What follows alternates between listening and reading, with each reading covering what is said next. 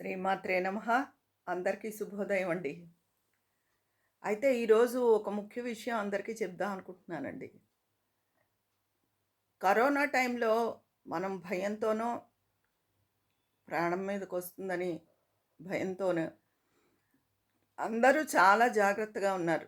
4 సార్లు చేతులు కడుక్కోవడం, 4 సార్లు ఏమిటో 10 సార్లు శానిటైజర్స్ వాడడం, మాస్క్ తప్పనిసరిగా ధరించడం, తర్వాత మనం కొన్న వెజిటబుల్స్ శుభ్రంగా ఉప్పు, పసుపు వేసి కడుక్కోవడం ఇవన్నీ చేశామండి. ఇప్పుడు అందరూ రిలాక్స్ అయిపోయారు.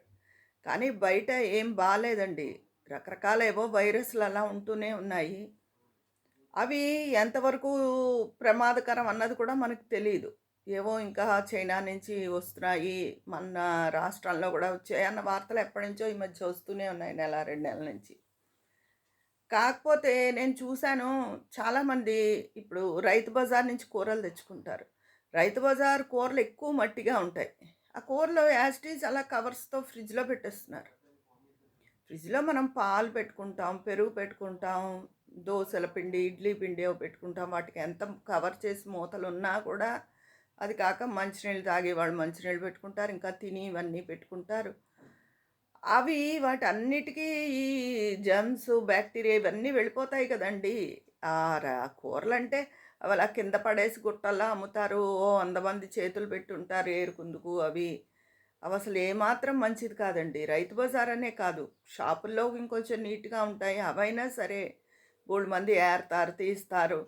అంతమంది చేతులు పడ్డవి డైరెక్ట్ అలా ఫ్రిడ్జ్‌లో పెట్టేసుకోవడం అన్నది అస్సలు మంచి విషయం కాదు.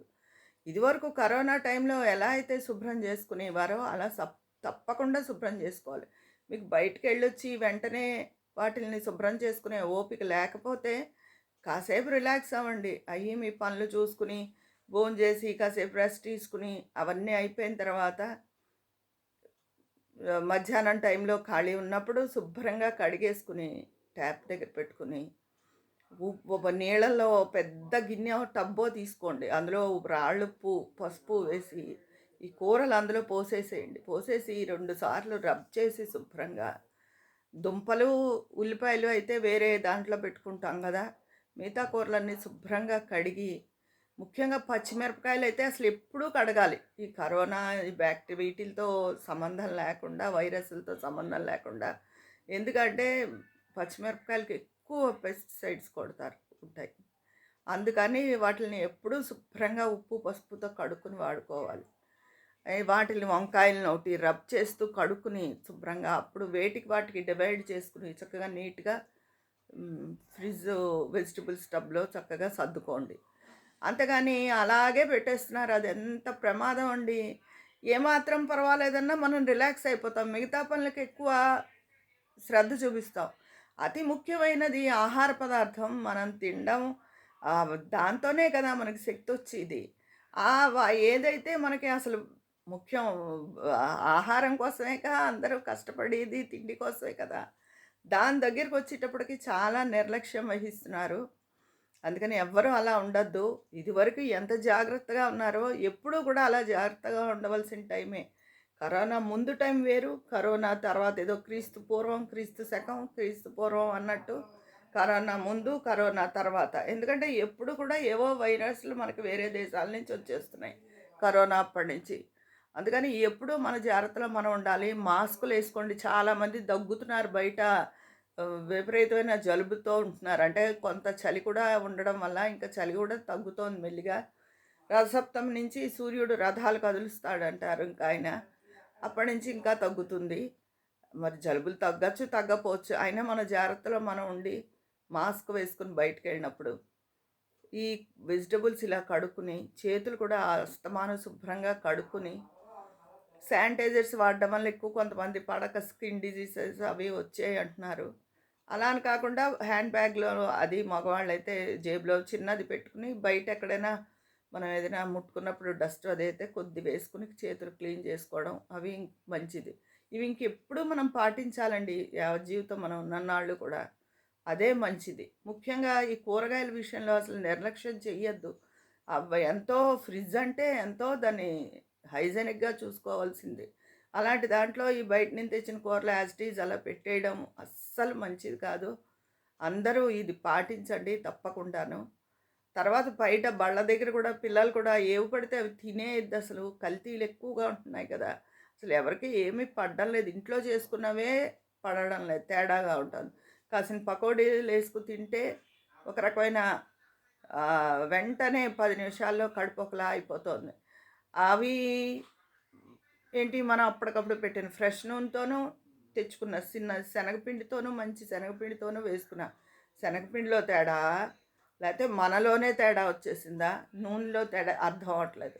అలాంటిది బయట 4 సార్లు కాగబెట్టిన నూనెలో వేసుకున్నవి తింటే ఏమాత్రం ఆరోగ్యం?